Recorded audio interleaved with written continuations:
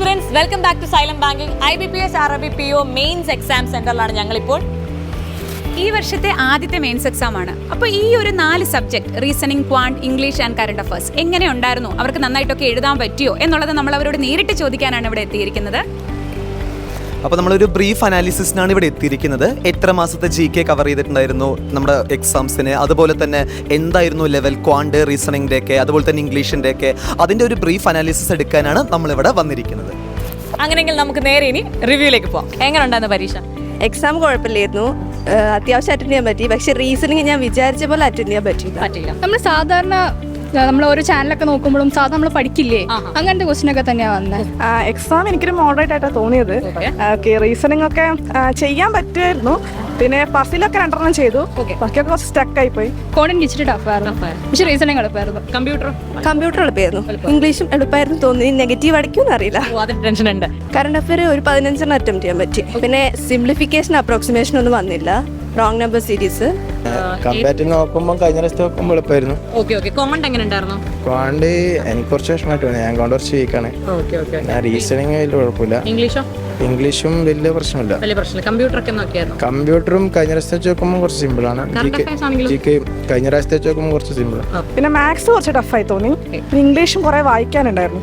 Reading comprehension എത്ര question വന്നിട്ടുണ്ടാവും? 2 set. പിന്നെ അതല്ലാണ്ട് വായിച്ചിട്ട് നോക്കിയിട്ട് എഴുതാനുള്ളത് വേറെയും ക്വസ്റ്റ്യൻസ് ഉണ്ടായിരുന്നു.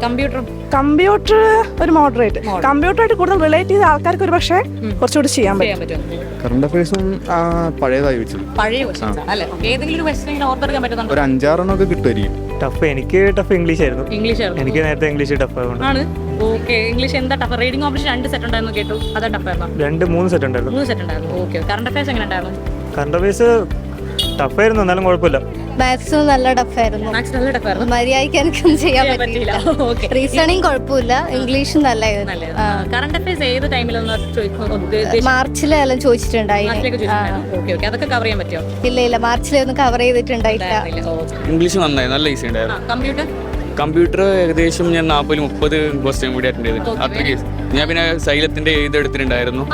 Achievers batch. പേരെന്താ? ശ്രീനിധിൻ എന്ന പേര്. പിന്നെ ഞാനിപ്പോ മാരത്തോൺ കാര്യങ്ങളെല്ലാം കണ്ടിട്ടുണ്ട്. ഇംഗ്ലീഷ് എളുപ്പമായിരുന്നു കേട്ടാൽ എനിക്ക് സന്തോഷമുണ്ട്. അതെ, ഇംഗ്ലീഷ് നല്ല എളുപ്പമായിരുന്നു. 2-3 ബസ്സിലായിട്ട് ഉണ്ടായിരുന്നു. 3 ബസ്സിലുണ്ടായിരുന്നു. അതിലൊന്നേ കാര്യമായിട്ട് ചെയ്യാൻ പറ്റി. ടൈം ഭയങ്കര ഇതാണ്ടായിരുന്നു. കമ്പ്യൂട്ടർ ഈസി ഉണ്ടായി. കറണ്ട് അഫയേഴ്സ് ഫുൾ ബാങ്കിങ് ഇതായിരുന്നു. അധികം മെയ് ജൂൺ സ്കീം ഉണ്ടായിരുന്നു. കറണ്ട് അഫയേഴ്സ് സ്കീമിന്റെ കാര്യങ്ങൾ കൂടുതൽ വെച്ചിട്ടുണ്ട്. ഏത് മാസം മുതലുള്ള ഏകദേശം ജൂലൈ, ആഗസ്റ്റ് ആ ടൈം. അതാണ് കുറച്ചും കൂടി ഞങ്ങൾക്ക് ഓർമ്മയുള്ളത്. നന്നായി എഴുതാൻ പറ്റി. ഓവറോൾ ഒരു മോഡറേറ്റ് എക്സാം ആണെന്നാണ് നമുക്ക് മൊത്തത്തിലൊരു വിലയിരുത്തൽ നിന്ന് മനസ്സിലാവുന്നത്. DI ആൻഡ് പസിൽസ് അത്യാവശ്യം ഉണ്ടായിരുന്നു. റീസണിങ് കുറച്ച് ടഫാണെന്ന് പലരും പറയുന്നുണ്ട്. And 2-3 set of reading comprehension ഉണ്ടായിരുന്നു. മെയ് മുതലുള്ള കറണ്ട് അഫയേഴ്സ് ബേസിക്കലി സ്കീമുകളും G20 ഒക്കെയാണ് ചോദിച്ചെന്ന് പറയുന്നു. സോ ഇനിയും വരാൻ പോകുന്ന എക്സാംസിന് വേണ്ടി പ്രിപ്പയർ ചെയ്ത് തുടങ്ങിയിട്ടുണ്ടെങ്കിൽ നന്നായി പ്രിപ്പയർ ചെയ്യുക. എക്സാംസ് വരുന്തോറും മോഡറേറ്റ് ടഫ് എന്നുള്ള ലെവലിൽ തന്നെ നിൽക്കുകയാണ്. ഇനി വരാൻ പോകുന്ന എക്സാമുകൾക്ക് നന്നായി പ്രിപ്പയർ. All the best.